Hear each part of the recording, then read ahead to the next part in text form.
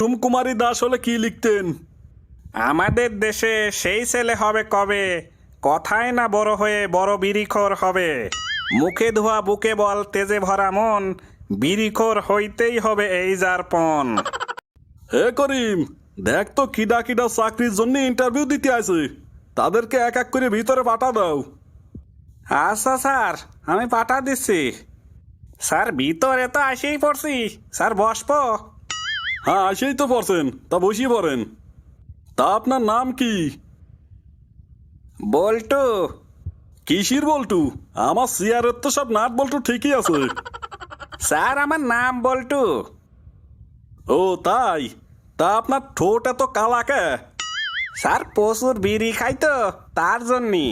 আর বিড়ি কিনে পাঠতেছি নে, তাই ভাবলাম বিড়ি কোম্পানিতে চাকরি হলি আর বিড়ি কিনে খাতি হবি নিয়ে, তাই এই জায়গা চাকরির জন্য ইন্টারভিউ দিতে এলাম। ও তাই বলেন? তো আপনি যদি বিখ্যাত লোকদের কবিতা এবং উক্তিগুলোর সাথে বিড়ি নিয়ে ছন্দ মিলাতে পারেন, তাহলে পারে আপনার চাকরিটা হবি, অন্যথায় না। আচ্ছা স্যার, চেষ্টা করে দেখতে পারি। আচ্ছা বলো তো, রবীন্দ্রনাথ ঠাকুর হলি বিড়ি নিয়ে কি লিখতেন? বিড়ি দাও মরে বিড়ি দাও, নীল নবঘনে আশার গগনে, তিলঠাই আর নাহিরে, যত যাই হোক বিড়ি খাইতে আজ যাবই আমি বাহিরে। আর জীবনানন্দ দাশ হলি? তিনি হইলে লিখতেন, আবার আসিব ফিরে টং দোকানের ভিড়ে, বিড়ি হাতে এই বাংলায়। আর কাজী নজরুল ইসলাম হলে কি লিখতেন? চল চল চল, বিড়ির দোকানে বাজে মাদল, পিনেকে উতলা ধরণী তল, বিড়িখোর তরুণ দল, চল চল চল, চল রে চল রে চল, টঙের দোকানে হানি আঘাত, আমরা আনিব বিড়িময় প্রভাত। বাহ বাহ। আর মদন মোহন তর্কালঙ্কার হলে কি লিখতেন? সকালে উঠিয়া আমি মনে মনে বলি, সারাদিন আমি যেন বিড়ি খায়া চলি, বিড়ি টানেন মোর সব গুরুজনে, আমিও যেন সেই কাজ করি ভালো মনে, ভাই বন্ধু সকলের যেন ভালোবাসি, একসাথে বিড়ি খাই সকলে মিলিমিশি। আর পল্লী কবি জসিমউদ্দিন হলে কি লিখতেন? তুমি যাবে ভাই যাবে মোর সাথে, মোরের দোকানটায়, গাছের ছায় সিপায় সুপায়, বিড়ি টানিব উদাসী মনের বায়। বাহ বাহ, আপনার চাকরিটা দেখছি দিতেই হবি। আর বলুন তো, কুসুম কুমারী দাস হলে কি লিখতেন? আমাদের দেশে সেই ছেলে হবে কবে, কথায় না বড় হয়ে বড় বিড়িখোর হবে। মুখে ধোয়া বুকে বল তেজে ভরা মন, বিড়িখোর হইতেই হবে এই যার পণ। আর হুমায়ুন আহমেদ হলে কি লিখতেন? বিড়িবিহীন পুরুষ লবণহীন তরকারির মতো। আর এপিজে আব্দুল কালাম হলে কি বলতেন? বিড়ির পেরা সেটা নয় যেটা না পেলেও তুমি ঘুমিয়ে পড়ো, বিড়ির পেরা সেটাই যেটা তোমাকে ঘুমাতে দেয় না। বাহ, খুবই ভালো।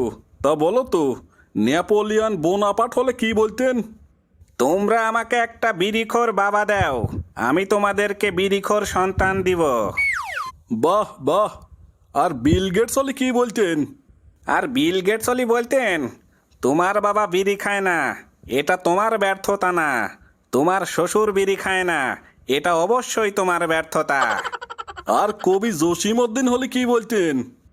আয় ছেলেরা আয় মেয়েরা বিড়ি টানিতে যাই, বিড়ির প্যাকেট পকেটে নিয়ে মামার বাড়ি যাই, ঝড়ের দিনে মামার সাথে বিড়ি ফুঁকতে সুখ, বিড়ির ধোয়ায় আমরা সবাই গন্ধ করি মুখ। আর গিয়াসউদ্দিন তাহেরি হলে কি বলতেন?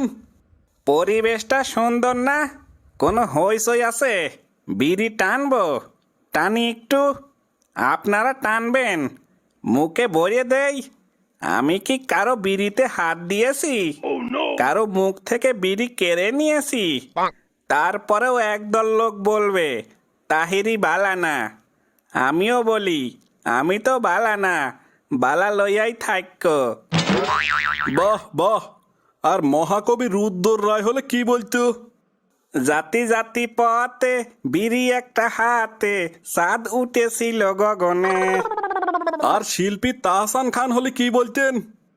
একদিন এই বেইলি রোডে বিড়ি হাতে কত হেঁটেছি তোমার সাথে, কিন্তু আজ তুমি নেই সাথে, আই ডোন্ট কেয়ার।